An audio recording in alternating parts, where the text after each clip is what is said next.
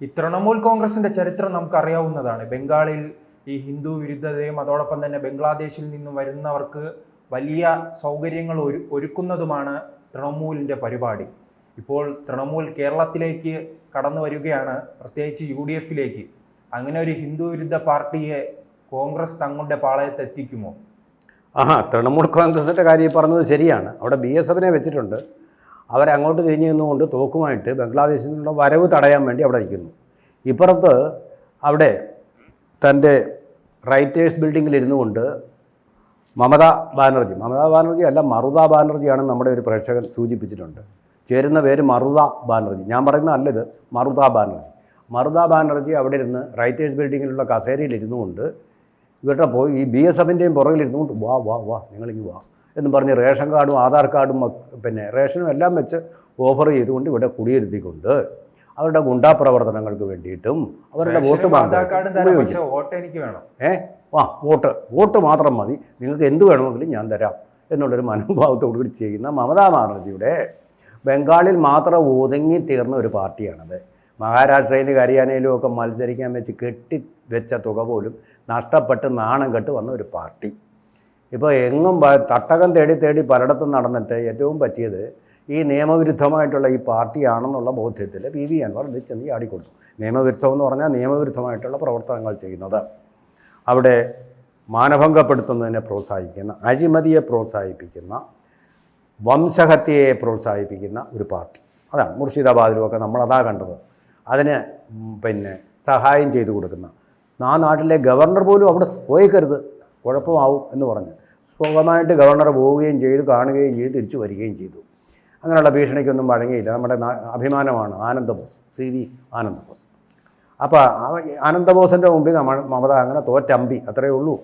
ചുണയുള്ള ആരുമില്ല അവിടെ ചോദിക്കാനും പറയാനും എന്നുള്ളത് കൊണ്ടാണ് അവരിങ്ങനെ നടന്ന് വിലസുന്നു. അപ്പോൾ ആ പാർട്ടിയായിട്ടുള്ള മമതാ ബാനർജി കോൺഗ്രസുമായിട്ട് പിണങ്ങിപ്പോയതാണ്. സോണിയാഗാന്ധിയുമായിട്ട് പിണങ്ങി പോയ ആളാണ്. വേറെ പാർട്ടി രൂപീകരിച്ച് അതിൻ്റെ പേരാണ് ഈ തൃണമൂൽ കോൺഗ്രസ് അഥവാ TMC. ആ പാർട്ടിയുടെ ലേബലിൽ തന്നെ തനിക്ക് UDF-ൽ വരണമെന്നാണ് PV അൻവറിൻ്റെ പിടിവാശി. അത് വേണ്ട, PV അൻവറിനെ പ്രവേശിപ്പിക്കാം, പക്ഷേ തൃണമൂൽ വേണ്ട എന്നുള്ള നിലപാടിലാണ് കോൺഗ്രസ് നിൽക്കുന്നത്. അവർക്കറിയാം PV അൻവറിൻ്റെ മൂല്യം, ഒരു 4000 വോട്ടിൻ്റെ മൂല്യമുണ്ട് നിലമ്പൂർ ഒരു തെരഞ്ഞെടുപ്പിൽ. അവരെ വീണ്ടും വിജയിപ്പിക്കാൻ UDF തന്നെ വീണ്ടും തിരിച്ചു വരാൻ അത് സഹായിക്കും. ഈ വോട്ട് ഉപയോഗിച്ചാണ് പണ്ട് CPM അവിടെ വിജയിച്ചതും PV അൻവറിനെ MLA ആക്കിയതും വളർത്തി വലുതാക്കിയതും. അതവിടെ ഇരിക്കട്ടെ. പക്ഷേ ഈ പ്രാവശ്യം KC വേണുഗോപാൽ വന്നു, എന്താ തീരുമാനം? അത് ഉറച്ചൊരു നിലപാട് എടുക്കുന്നില്ല. കോൺഗ്രസ്സിൽ ഒരു പ്രശ്നവുമില്ല. ഇത് കേൾക്കാൻ വേണ്ടിയാണ് നമ്മളിരിക്കുന്നത്. കോൺഗ്രസ്സിൽ ഒരു പ്രശ്നവുമില്ല. പ്രശ്നമുണ്ടോന്നോ ഇല്ലയോ എന്നല്ല, നിങ്ങളുടെ സ്ഥാനാർത്ഥി ആരാ?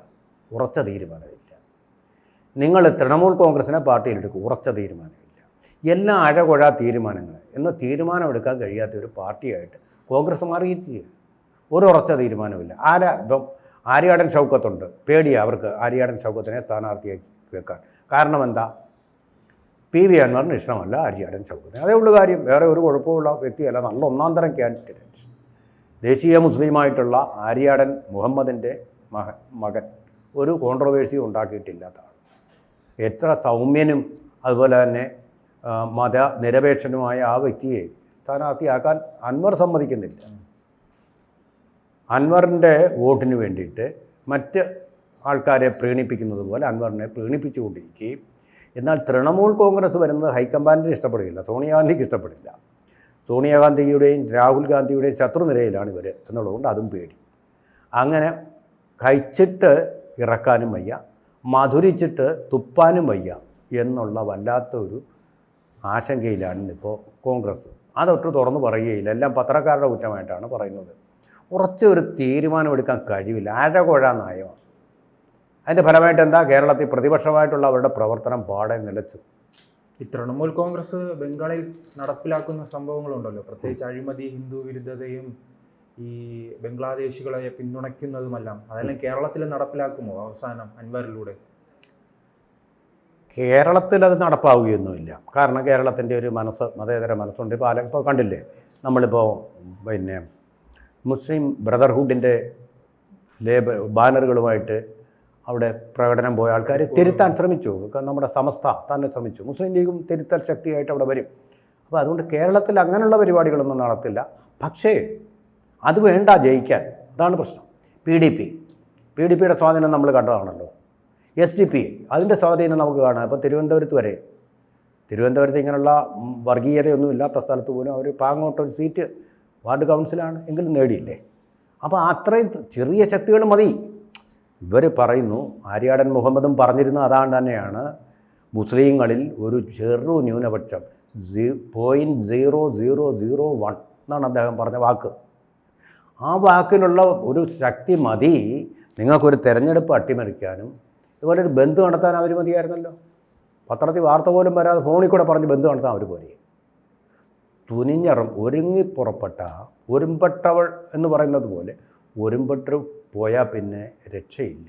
അതുപോലെ തന്നെയാണ് ഇവർ തുനിഞ്ഞിറങ്ങിക്കഴിഞ്ഞാൽ ഒരൊറ്റ മനുഷ്യൻ മതി ഒരു രാജ്യം കുളമാക്കാൻ. ഒരൊറ്റ മനുഷ്യൻ മതി രാജ്യത്തോട് സ്നേഹം. ഈ കോൺഗ്രസിനെ സംബന്ധിച്ചിടത്തോളം ഈ അവസാന ഘട്ടത്തിൽ തൃണമൂൽ കോൺഗ്രസിനെ തങ്ങളുടെ പാളയത്ത് എത്തിക്കാതിരിക്കുന്നത് ഒരു വഞ്ചനയല്ലേ? തുടക്കം ഞങ്ങൾ സ്വീകരിക്കാമെന്ന് പറഞ്ഞ് വിളിച്ചിട്ടും ഈ അവസാന ഘട്ടം നിങ്ങൾ വേണ്ടെന്ന് പറയുമ്പോൾ. അതെ, തൃണമൂല് ഇവർ തൃണമൂലിനെ അത്രയധികം വെറുക്കുന്നുള്ളിൽ. നരേന്ദ്രമോദിയെ തോൽപ്പിക്കാൻ വേണ്ടി അന്നൊരു സഖ്യത്തിൻ്റെ ഭാഗമാകാൻ മനസ്സോടെ സമ്മതിച്ചതാണ്. വേറൊരു കാര്യം കൊണ്ടുണ്ട്, പ്രധാനപ്പെട്ട ഒരു കാര്യം. അതായത് മമതാ ബാനർജിക്ക് ഇന്ത്യ മുന്നണിയുടെ ക്യാപ്റ്റൻ ആവണമെന്നൊരു താല്പര്യമുണ്ട്. രാഹുൽ ഗാന്ധിയെ തീരെ താല്പര്യമില്ല മമതാ ബാനർജിക്ക്. അപ്പോൾ ആ ഫാക്ടറാണ് ഇവിടെ വർക്ക് ചെയ്യുന്നത്. KC വേണുഗോപാൽ പേടിക്കുന്നത് തൃണമൂൽ വേണ്ടാന്ന് പറയാൻ കാര്യം അതാണ്. ഹൈക്കമാൻഡിന് ഇഷ്ടപ്പെടില്ല. KC വേണുഗോപാൽ അവരുടെ കിച്ചൺ ക്യാബിനറ്റിൽ നിന്ന് പുറത്താവും തൃണമൂലായിട്ട് ചേർത്ത് കഴിഞ്ഞാൽ. അവിടെ പ്രതിസന്ധി വരുന്നത്. അതുകൊണ്ടാണ് ഉറച്ചൊരു തീരുമാനം എടുക്കാൻ പറ്റാത്ത ചരടുവലി കേന്ദ്രത്തിൽ നിന്നുള്ളൊരു പാർട്ടിയാണ്. DCCകൾക്ക് വലിയ അധികാരം കൊടുക്കുമെന്ന് പറഞ്ഞു. പക്ഷേ KPCCകൾക്ക് അധികാരമില്ല, ജനറൽ സെക്രട്ടറിമാർക്ക് അധികാരമില്ല. അവിടെയാണ് ഈ പ്രശ്നം വരുന്നത്. തീരുമാനം എടുക്കാൻ കഴിയുന്നില്ല. തീരുമാനം വന്നു കഴിയുമ്പോഴത്തേക്ക് ഒരു സ്ഥാനാർത്ഥിയെ പ്രഖ്യാപിക്കാൻ വൈകും. പതിവ് പോലെ പാലക്കാട്ടും അങ്ങനെ ആയിരുന്നില്ലേ. പ്രഖ്യാപിക്കാൻ വൈകി കഴിഞ്ഞാൽ അതിൻ്റെ ഒരു ഇഫക്റ്റ് തീർച്ചയായിട്ടും ഉണ്ടാവുകയും ചെയ്യും. അവിടെയായി പ്രശ്നങ്ങൾ വരുന്നത്. പ്രശ്നങ്ങൾ ഉണ്ടാവാം എന്നാണ് നമുക്ക് കരുതേണ്ടത്. പാലക്കാട് അവർ ജയിച്ചു. സ്വീകരിച്ചാൽ എങ്ങനെയാണ് അവിടെ വിജയം നേടാൻ കഴിയുമോ? നിലമ്പൂരിൽ ജയിക്കാം. ഒരു 4000-ഓളം വോട്ടുണ്ടല്ലോ, നമ്മൾ നോക്കിയതല്ലേ ഇത്. 4000-ഓളം വോട്ട് അദ്ദേഹത്തിന് സ്വാധീനമുള്ള വോട്ട് അവിടെ ഉണ്ട്. ഉറച്ച വോട്ടുകളാണ്. ആ അൻവർ ഫാക്ടർ തന്നെയായിരിക്കും നിലമ്പൂരിൽ ഒരൊറ്റ സ്ഥലത്ത് മാത്രം തീരുമാനമെടുക്കുക. മറ്റു സ്ഥലങ്ങളിൽ അത് മറ്റു സ്ഥലങ്ങളിൽ ബാധിക്കുക പഞ്ചായത്ത് തിരഞ്ഞെടുപ്പിൽ ചെറിയ സ്വാധീനങ്ങൾ ബാധിക്കും. അൻവർ വിചാരിച്ചാൽ ചെറിയ അട്ടിമറികൾ നടത്താൻ പറ്റും. അതിനപ്പുറം വലിയ ശക്തിയൊന്നുമില്ല അൻവറിന്.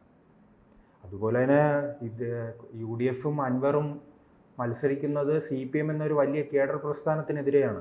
അപ്പോൾ അൻവറിന് മുന്നിൽ മുട്ടുമടക്കാനും ആ കേഡർ പ്രസ്ഥാനം ശ്രമിക്കില്ല. അവർ മുഴുവനായി തന്നെ പോരാടും. അവരുടെ മുഴുവനായിട്ടുള്ള പോരാട്ടം എന്ന് പറയുന്നത് ഏത് വലിയ സ്ഥാനാർത്ഥിയെ കൊണ്ടുവന്നാലും രക്ഷയൊന്നുമില്ല. ഇത്രയും സോളിഡ് വോട്ടുകളുണ്ട്. മിക്കവാറും ഈ നമ്മുടെ ആര്യാടൻ്റെ മകൻ, ആ മകനെ ഇങ്ങനെ പതുക്കെ കയ്യിലെടുക്കാനുള്ള ശ്രമങ്ങളായിരിക്കും അവർ നടത്തുക. പാലക്കാട്ടുമൊക്കെ ആ തന്ത്രങ്ങൾ അവർ പ്രയോഗിച്ചിട്ടുണ്ട് ഫലപ്രദമായിട്ട് തന്നെ. അത്തരം ഒരു പ്രയോഗമായിരിക്കും അവർ നടത്താൻ വേണ്ടിയിട്ട് ആര്യാടൻ ഷൗക്കത്തിനെ സ്വന്തം പാളയത്തിൽ കൊണ്ടുവരാനുള്ള ശ്രമം അവർ തീർച്ചയായിട്ടും നടക്കും. ഷൗക്കത്ത് ഇപ്പോൾ പറയുന്നത് കോൺഗ്രസ് പതാക ഇട്ടേ മരിക്കൂ. അത് കുഴപ്പമില്ല, കോൺഗ്രസ് പതാക ഇട്ടുകൊണ്ട് തന്നെ മരിക്കാം. പക്ഷേ ഒരു വിമത കോൺഗ്രസ്സുകാരനായിട്ട് വന്നാൽ മതി. വിമത കോൺഗ്രസ്സുകാരനായിട്ട് വന്നിട്ട് തിരിച്ചു പോയ എത്രയോ പേരുണ്ട്. K കരുണാകരൻ പോലും അങ്ങനല്ലേ. അതിന് കുഴപ്പമൊന്നുമില്ല. തന്നെ കോൺഗ്രസ് എസ് ഉണ്ടല്ലോ, കടന്നപ്പള്ളിയുടെ കോൺഗ്രസിലേക്ക് ചേർന്നാൽ പോലെ അവിടെ കടന്ന കൈയായി പോയിരിക്കും അത് എങ്കിലും. കൂടുതൽ വാർത്തകളും വിശേഷങ്ങളും നിങ്ങളിലേക്ക് എത്താൻ ABC മലയാളം സബ്സ്ക്രൈബ് ചെയ്യുക, ബെൽ ബട്ടണും അമർത്തുക.